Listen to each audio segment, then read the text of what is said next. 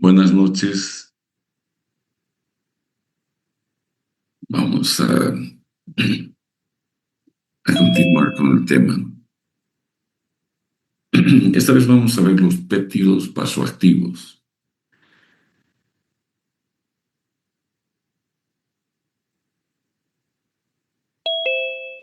Vamos a entrar a la última parte de lo que son los autacoides. Y probablemente esta es la parte más clínica de todas las que hemos visto. Aquí vamos a hablar de regulación fina del sistema cardiovascular.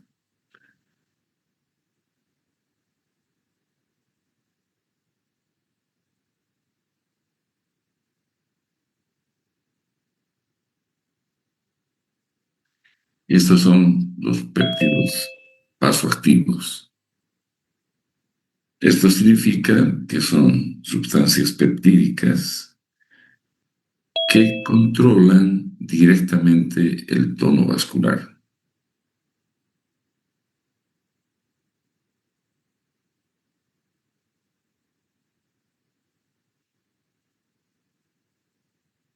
Estos mediadores están en todos lados de nuestro cuerpo, en el endotelio, en el corazón, en el riñón, en el sistema nervioso, es decir, controlan funciones vitales.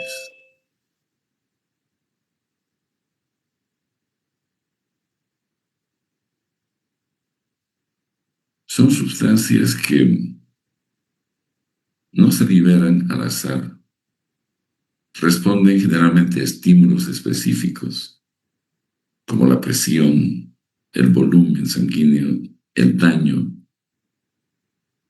especialmente cuando hablamos de daño renal. Y cada uno de ellos está asociado pues a receptores propios. Y aquí está la clave. Cada sistema de estos autacoides tiene su receptor específico. Y ahí es donde actúan los fármacos. Vamos a empezar viendo una de ellas, que es la bradiquinina.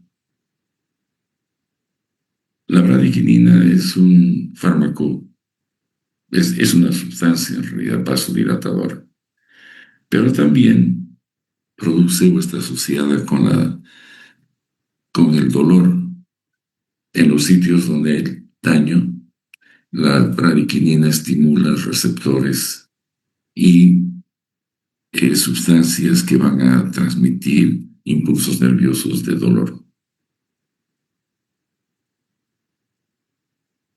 Y algo que quizás es importante hablar de la bradiquinina es un efecto colateral que tienen los IECAS, que se produce por acumulación de la bradiquinina, y es la tos.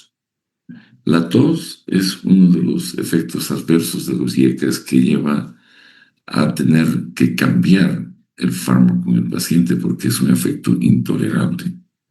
La tos es seca, incoercible, no se puede detener y entonces hay que suspender el fármaco y usar algún otro que tenga que ver con la angiotensina, pero que no acumule bradiquinina.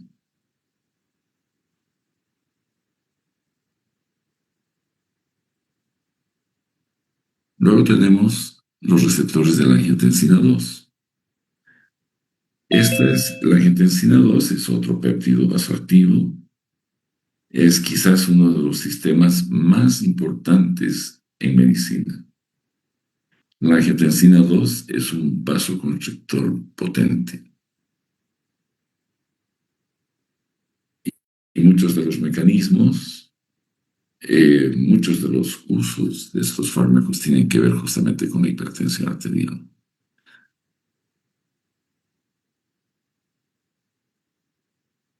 Un aspecto clave en relación a la angiotensina 2 es que están allá los antagonistas de los receptores de la angiotensina.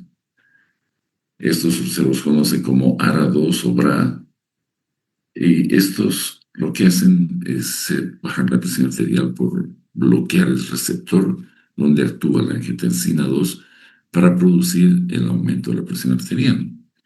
Es quizás uno de los grupos más usados en la actualidad para el tratamiento de la hipertensión arterial idiopática. En este otro slide están viendo ustedes la endotelina.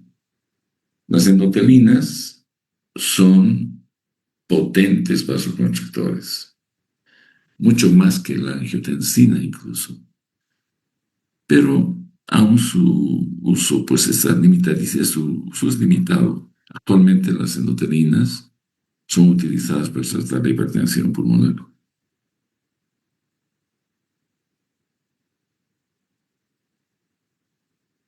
Otro péptido vasoactivo importante es el péptido natriurético cerebral, o también conocido como BNP.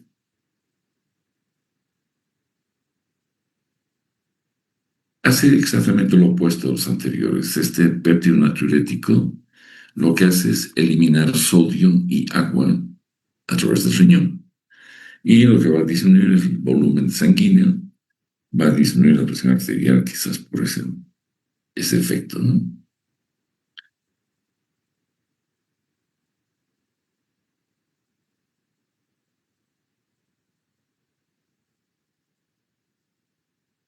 En este otro slide les muestro el neuropéptido IEM.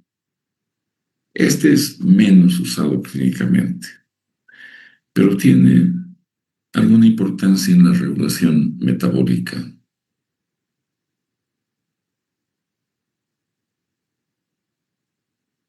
Otro es el péptido intestinal vasoactivo, o llamado BIP. Este péptido relaja el músculo liso. Tiene aplicaciones que están ahora en investigación. Si bien hay el asma, el EPOC, la enfermedad inflamatoria, la diabetes tipo 2, etc., son áreas donde se está haciendo investigación y hay algunos resultados interesantes parciales, pero no definitivos.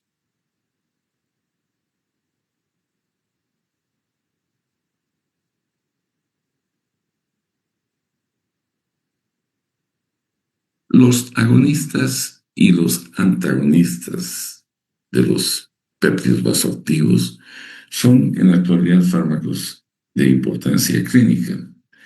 En este slide están viendo agonistas. Algunos de ellos importantes, muchos de estos sistemas se pueden estimular terapéuticamente para lograr algún resultado beneficioso para el paciente. Ahí te les pongo ejemplos de lo que se puede, en lo que se está usando.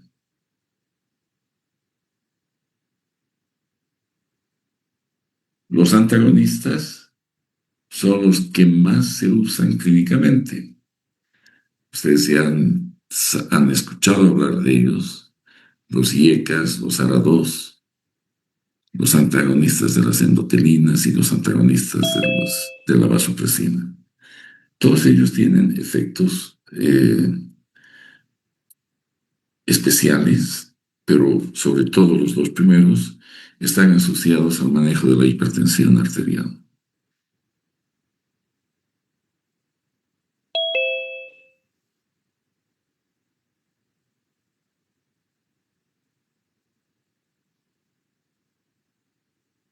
La farmacocinética yo no soy muy partidario de que un estudiante de tercer año aprenda de memoria la farmacocinética de fármacos que no va a usar todavía.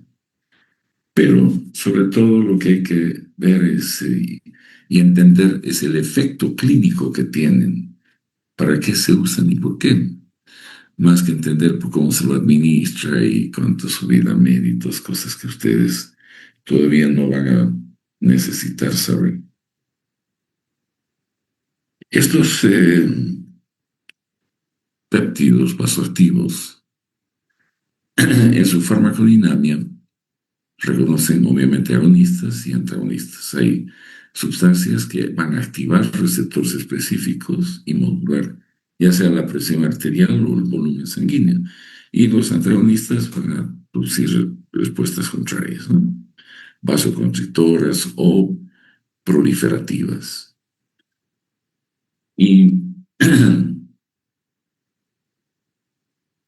no están exentas de efectos adversos. Esos efectos adversos, como les había mencionado, los IECAS son muy conocidos por la tos seca y persistente que ocasiona. Otros efectos adversos son la hiperpotasemia, la hipotensión arterial. Se recomienda siempre estos fármacos vasoactivos usarlos en dosis crecientes. Empezar con la dosis terapéutica mínima e ir incrementando periódicamente, ¿no? Las recomendaciones generalmente pasan de 48 72 horas para ir incrementando poco a poco y ver la tolerancia del paciente. Porque la hipotensión arterial puede ser marcada, incluso llegar a la hipotimia, y esto puede ocasionar accidentes en gente que está todavía en edad laboral.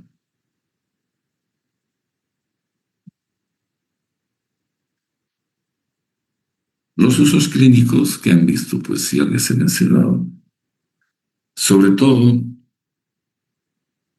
estos fármacos son de uso cotidiano en pacientes con hipertensión arterial idiopática y la insuficiencia cardíaca descompensada. Muchos de ellos son de vital importancia, son fármacos de primera línea.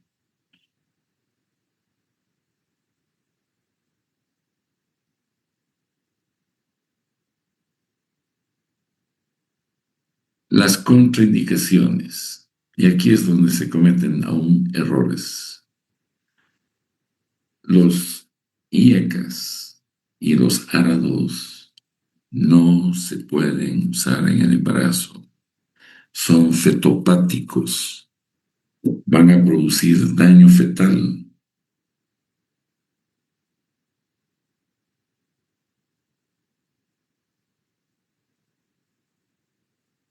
Este es otro de los mediadores locales. Ahora sí estamos entrando a uno de los mediadores más elegantes en realidad, el óxido nítrico. Este óxido nítrico es un gas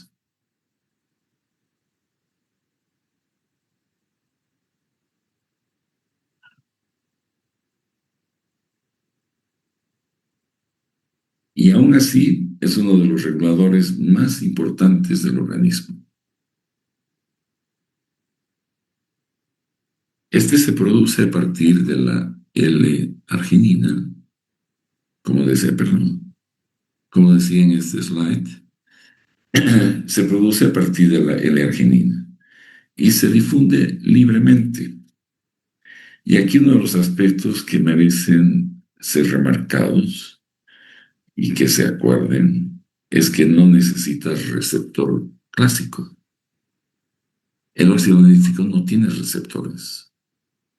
Como es un gas, se profunde, pasa, atraviesa membranas y actúa en, en, en, en los vasos, en el músculo liso del aparato cardiovascular. Su liberación generalmente está ocasionada por estímulos como la acetilcolina, por ejemplo, o el flujo sanguíneo. Ustedes saben desde fisiología que el aparato cardiovascular, el endotelio, no tiene receptores muscarínicos que produzcan vasodilatación directa. Lo hacen a través del óxido nítrico, que es estimulado a su vez por el factor de relajación endotelial y se libera el óxido nítrico, que es el que va a ocasionar la vasodilatación por la acetilcolina, por el parasimpático.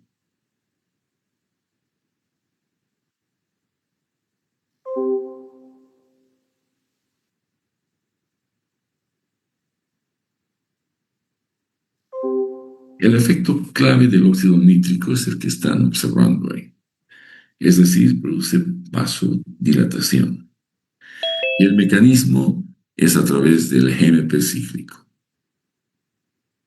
Lo que hace es entrar a la célula y generar la producción de este GMP cíclico, guanilato monociclasa cíclica, que es la que va a producir la relajación del músculo liso.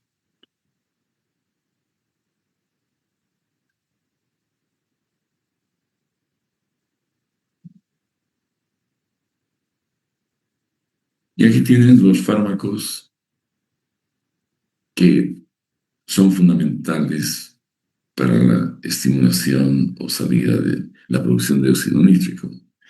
Está la nitroglicerina y todos esos nitratos que vamos a verlos cuando hablemos de angina de pecho e infarto. Y el sildenafil. El sildenafil, que es el Viagra, ¿no? Es un vasodilatador potente. A través del óxido nítrico, obviamente.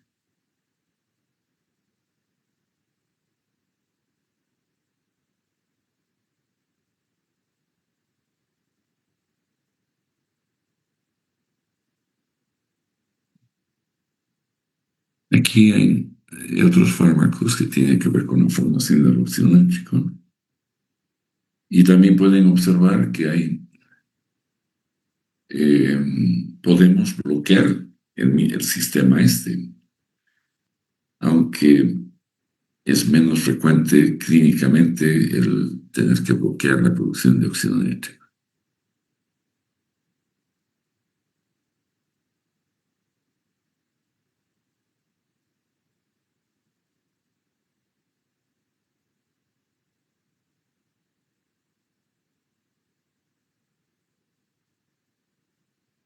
En este gráfico pueden observar eh, los donadores de óxido nítrico. Esto se refiere a una farmacología aplicada directa.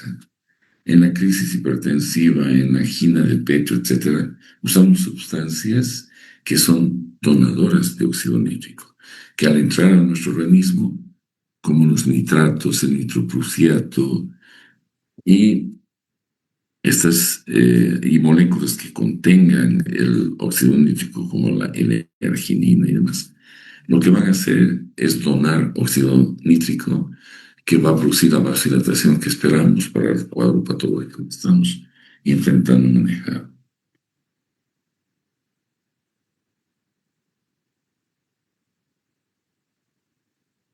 Aquí tienen los inhibidores. Estas sustancias inhiben la formación de óxido nítrico, pero son de muy poco uso clínico.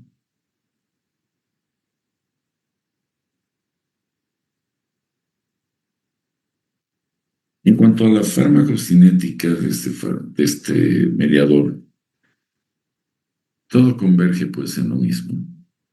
Relajación del músculo lisovascular y eh, su, su farmacodinámica es a través del GMP cíclico. Pues hay donadores e inhibidores. Los donadores son las sustancias que nos van a entregar óxido nítrico después de su administración.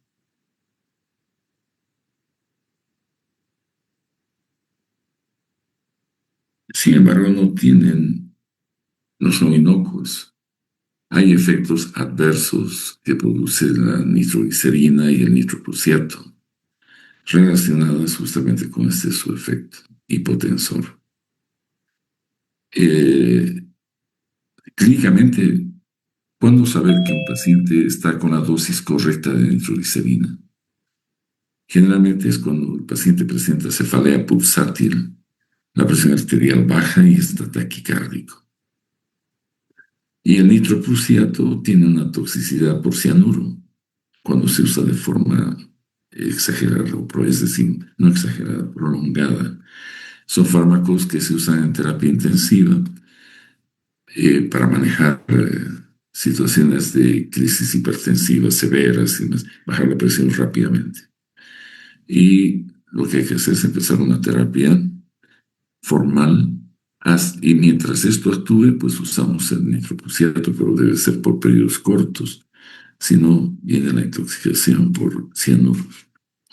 Y el azul de metileno, que puede ocasionar también un problema con el óxido nítrico.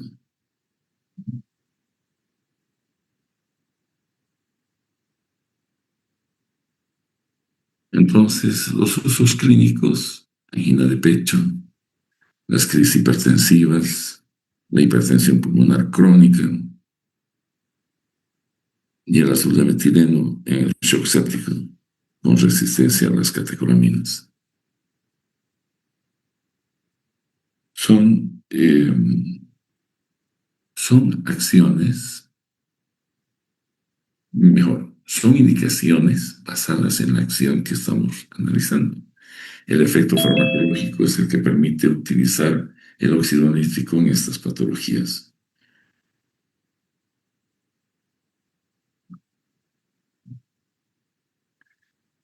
Y por supuesto el sildenafilo está usado para la impotencia eréctil, ¿no? Que también tiene que ver con la óxido nítrico. En quienes no se puede utilizar fármacos donadores de óxido nítrico que produzcan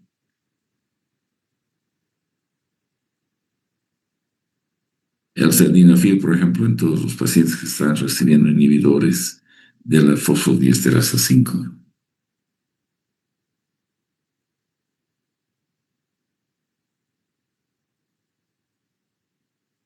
No se deben mezclar nitratos con sildenafil. Esto es lo que normalmente deja a mucha gente mayor muerta en los moteles.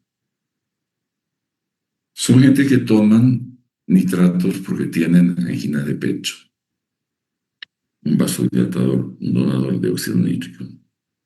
Y toman para la disfunción eréctil el sildenafil, el Viagra.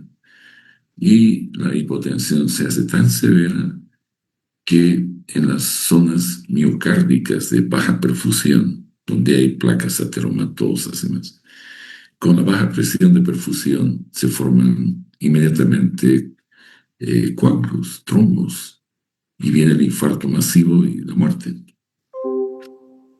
Por eso es que no deben mezclarse nitratos, ninguno de los fármacos para tratar la impotencia eréctil con los nitratos, ¿no? Con donadores de óxido nítrico.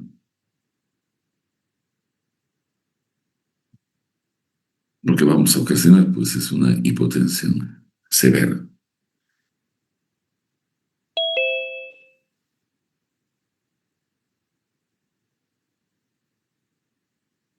Otro grupo de mediadores son los alcaloides del cornezuelo de centeno. Es una planta, el cornezuelo de centeno, y de ellos se extraen algunos alcaloides que tienen efectos vasoactivos.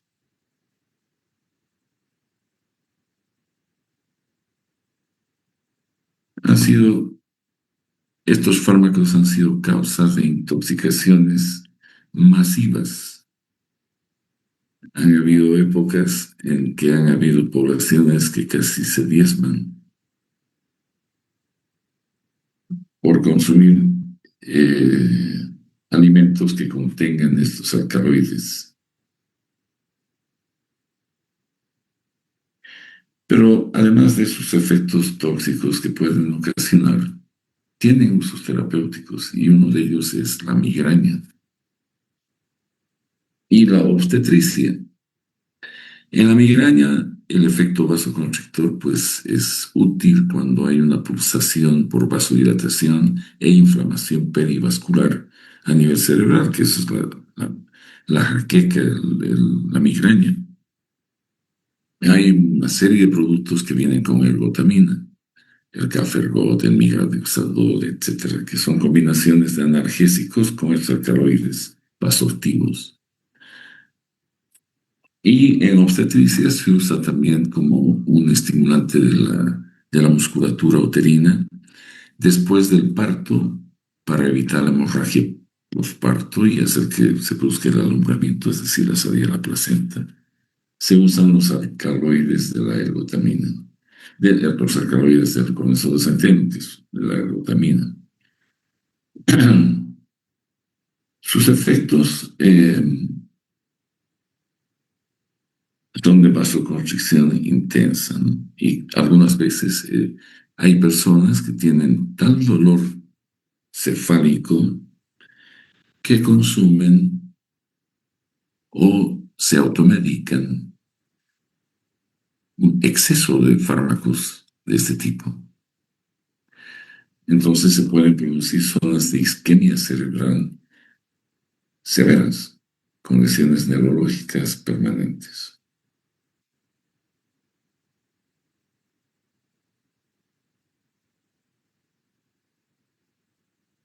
Dan los efectos, esto va a verse pues, en los vasos, en el útero, en el cerebro.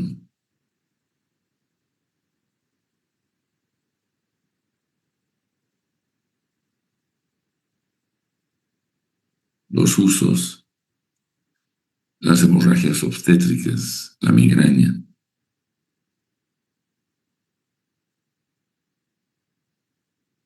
Son quizás los más importantes. Bien, ya aquí cerramos pues todos los autacoides. No son solo teoría, no son la base de múltiples tratamientos en medicina. Si ustedes integran todo lo que hemos visto estos días, van a entender cómo se puede manejar la inflamación, el dolor, la presión arterial elevada, los estados de ánimo como la depresión y muchas enfermedades complejas. Yo les dejo una pregunta. ¿Qué tienen en común los AINES, los antihistamínicos y los IECA?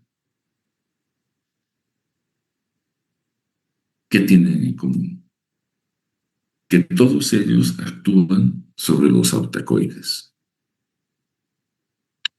Y con esto, chicos, he terminado la parte esta de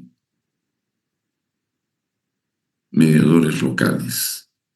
Desde la próxima semana van a empezar con sistema nervioso autónomo dentro del mismo enfoque. Conocer los blancos biológicos asociados con la terapéutica. Hemos empezado con los mediadores locales, luego van a ver todo el sistema nervioso autónomo, parasimpático y simpático, y después vamos a ir ya a los sistemas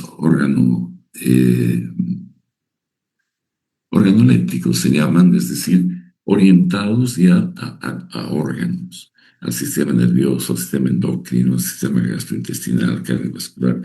Ya tienen tropismo por órganos específicos los medicamentos.